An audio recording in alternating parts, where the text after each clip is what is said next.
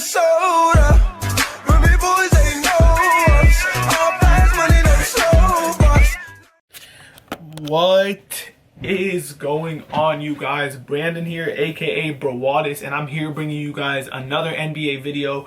I was out in Vegas. I was out celebrating my 21st birthday in Vegas, so that's where I watched the NBA draft. Sadly, I did not bring my laptop with me, so I couldn't get a video up for you guys. But here I am, Brawadis NBA show. Today I'm covering all the trades from NBA draft day, who I think won and who I think lost. We're going to start with the smaller trades and get up to the bigger ones. So we already discussed the Derrick Rose to New York, Jeff Teague to Indiana. We discussed those trades in earlier videos. Today we're going to start with, earlier on, before the draft started, the Sacramento Kings sent Marco Bellinelli, 30-year-old role player, great shooter, to the Charlotte Hornets for the number 22 pick in the first round of the NBA draft.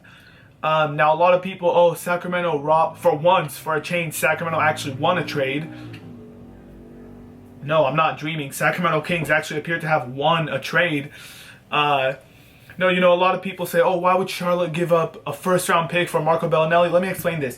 It's easy to count the Sacramento Kings as winners in this trade because you get a first-round pick for a 30-year-old fringe starter, but pretty much a bench player. Marco Bellinelli is a bench player. He comes in, hits some threes.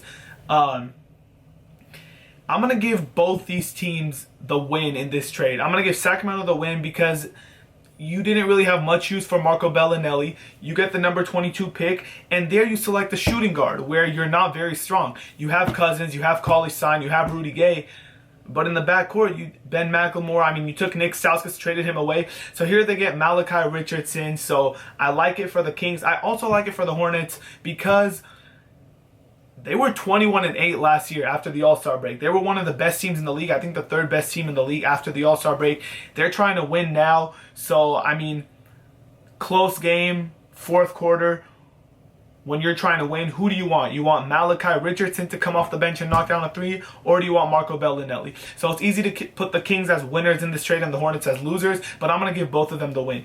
Next, we have the Brooklyn Nets trade Thaddeus Young to the Indiana Pacers, and they get the number 20 pick in return. Here, I do not like this trade for the Brooklyn Nets, and here's why. Do I believe they had to get rid of Thad Young? Yes, I believe Thad Young had no place to play in Brooklyn. I don't think he fit at all on that team. I think they should have got rid of him last year at the trade deadline. I think they should have got rid of him this offseason, which they did. What I don't like is the return. The number 20 pick in a weak draft, and they took Karis LeVert from Michigan, he's explosive at times. He's a really good player, but he has injuries, knee injuries. But it's not about that. Thaddeus Young is a young player on a nice contract. He could stretch the floor. You trade him. Think about this. Marco Bellinelli got you the 22nd pick. Thad Young pretty much got you the same return. No, Thad Young should have more value. I think Brooklyn was desperate for a first-round pick, so Indiana took advantage of that. It's nice that Brooklyn got a first-rounder after they traded away all their first-rounders for the next 80 years. But I think they could have got a nicer return for Thad Young. Indiana, I like what Indiana's doing. They picked up Jeff Teague for George Hill, and then they picked up Thad Young for the 20th pick. So think about this. A late first-round pick and George Hill gets you Jeff Teague and Thad Young, and now you can play Miles Turner as like a small ball center. I like what Indiana's doing. I'm going to give Brooklyn the L for this trade. I'm going to give Indiana the win. Let's see. What other trades did we have? Okay, here. Boston. So we're talking about trades here, and you hear the word Boston, you're expecting, Jimmy Butler, Jahlil Okafor, Nerlens Noel, maybe Gordon Hayward, DeMarcus Cousins, one of them. Instead, you have Boston. They were unable to make any moves in the first round. Unable to make any moves. Their draft was so-so. They took 2 international players out of their first 3 picks. They took 2 international players in the first round that are most likely drafted and stashed. I think their 16th overall pick might play this year. Maybe not. And then finally, with the 31st pick, Deontay Davis fell into their laps. This kid was probably a late lottery pick. At worst, a mid to late first round pick. He falls into the second round. So, Celtic fans are clapping Deontay Davis after they were pretty much booing most of their first round picks. And what does Boston do? They trade Deontay Davis. They also trade the 35th pick in the draft. So they trade 31 and 35. And what did they get? They get a 2019 first round pick from the LA Clippers. It's smart for Boston to package some of their picks and move it for a later pick because they had way too many selections in this year's draft. But don't you think you could have moved one of your international players or earlier or later picks instead of where Deontay Davis fell into your lap? Deontay Davis got shipped to Memphis where he's going to learn behind Zach Randolph and Marc Gasol. I think that's a great landing place for him. He was so confident in going in the first round that when he didn't get selected into the first round, him and his family got up and left the green room. And so he had to come back when he got selected into the second round. That's proof Boston got a first round talent. They traded him away. That first round pick might be nice. You don't know what the Clippers are going to be in the next 3 years. But I like Memphis won that trade. Deontay Davis, nice. And then with the 35th pick, they took some international player. Okay, here's two more trades. The Phoenix Suns, they robbed the Sacramento Kings. Okay, hold on. So at first, reports came out that the Kings traded the 8th pick for Brandon Knight, number 13, number 28, and a 2020 second round pick from the Suns. And the Suns received number 8. Even then, Suns fans were ecstatic. They were clapping. They were clapping because Marquise Chris, who was a potential top 5 pick, fell to number 8. So for the Suns to get a top 5 prospect for Brandon Knight, 13 and 28, and some bullshit second round pick, they were ecstatic. Then it came out that the Kings didn't even ask for Brandon Knight. The Phoenix Suns sent number 13, number 28, and a second round pick 5 years from now, and rights to Bogdan Bogdanovic, some international player who's not even coming to the NBA this year, might come next year to the Kings, and the Kings gave us the 8th overall pick. What? What? Sacramento. Wow. So, as if that wasn't bad enough, the Suns won. Anyone with a brain knows the Phoenix Suns won this trade. I went to a Sacramento Kings blog website after that trade. Their fans were going nuts. Fuck Vlade Divac, fuck the Kings. I'm done being a Kings fan. DeMarcus Cousins himself tweeted, "Lord, give me strength," with the prayer emoji right after this trade. So the Phoenix Suns, again, they sent 13, 28, a second round pick in 2020, and Bogdan Bogdanovic for Marquise Chris, who was supposed to be either the 3rd, 4th, maybe the 5th pick in the draft, fell to number 8. The Suns snatched him up. They were debating between Dragan Bender or Marquise Chris for months. They wanted one of them. They didn't know who to take. They were split. They said their coaching staff, half of them wanted Chris, half of them wanted Bender. They ended up getting both. And they kept Brandon Knight, Eric Bledsoe, and Devin Booker. They kept their whole... This was a major win for the Suns. To make things worse, who do the Kings get with the 2 first-round picks they get from the Suns? They get 2 centers, 2 bigs. Hold on, really quick. Last year they took Willie Cauley-Stein, who's a center.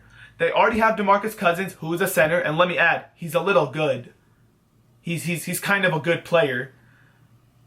At number 13, you reach for a center. What the hell's his name? George Papagiannis. I guess he's... What? This dude was supposed to be a second round pick. They took him at 13. And they have needs in their backcourt. They need a shooting guard. They need a point guard with Rondo hitting free agency. And then at number 28, they take another big, Skal Labissiere. Wow, the Kings really messed up this trade. I don't know. We're going to go on from that. The last trade of the night. You talk about robbery. The Orlando Magic sent Victor Oladipo, Ersan Ilyasova, and the number 11 overall pick, a lottery pick, to the Oklahoma City Thunder for Serge Ibaka. Let me tell you. Okay, hold on. First, let me tell you that I don't hate this trade as much as everyone else hated it for Orlando.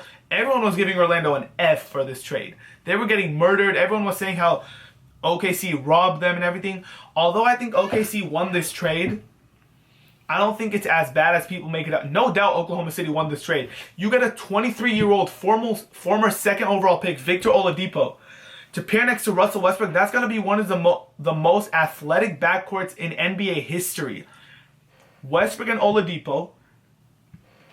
Oladipo for Ibaka straight up would have been good. You then get the number 11 pick, Sabonis from Gonzaga.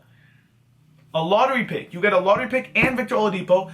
And then you get a stretch four, which if you start Adams and Kanter together, you don't have a stretch big, and you kind of need a big to stretch the floor.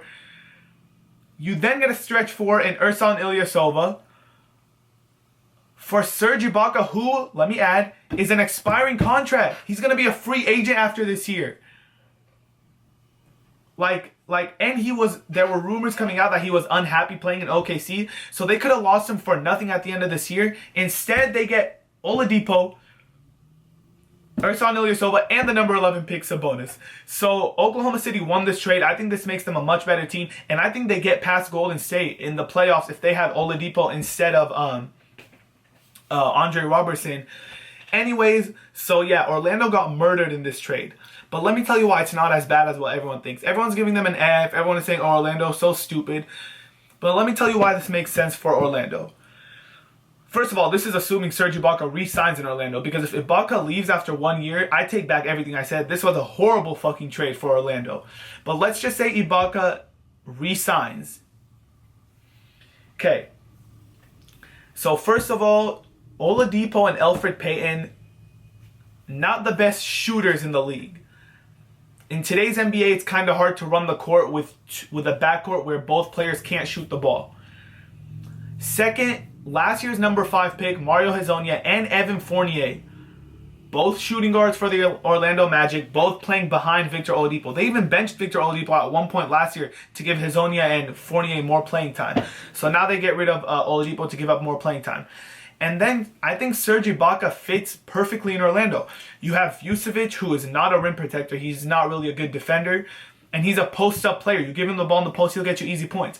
Then you have Ibaka, who's not going to get you points in the post. He likes to shoot the three. He's not the best three-point shooter, but he likes to stretch the floor. But that's not where he fits best. He's a rim protector.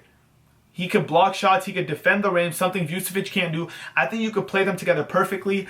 And I'm not sure how many years Orlando has missed the playoffs in a row, but when you miss the playoffs a certain amount of years in a row, you get a little desperate. So do I think they gave up a little too much for Serge Ibaka? Yes.